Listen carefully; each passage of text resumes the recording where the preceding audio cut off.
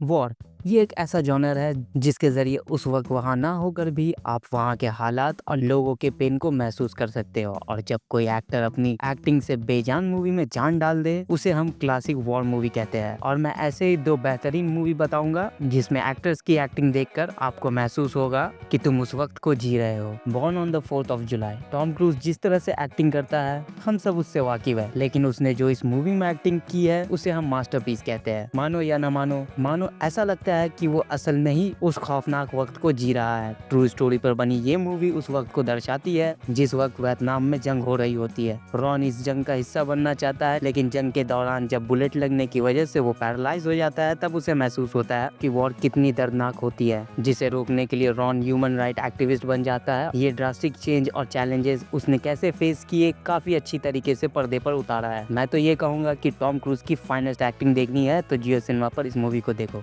Brothers, Tobey Maguire को Spiderman की वजह से जानते हो तो तुम्हें इस मूवी को देखना चाहिए कि कैसे वॉर पूरी तरीके से बदल कर रख देता है। इस चीज का इम्पैक्ट तुम पर इस तरह होता है जिसकी वजह से तुम उस इंसान की तरह एक्ट करने लगते हो जो तुम असल में हो नहीं। सैम जब अफगानिस्तान जा रहा होता है तब उसका हेलीकॉप्टर क्रैश हो जाता है जिसमें उसे मरा हुआ मान लिया जाता है, लेकिन वो जिंदा होता है और कुछ आतंकवादी सैम और उसके दोस्तों को बंदी बना लेते हैं। वहाँ उसके साथ क्या होता है और इसका असर उसके परिवार और उसके आसपास के लोगों पर किस तरह से होता है वो मूवी में जानने को मिलेगा और प्राइम पर आपको।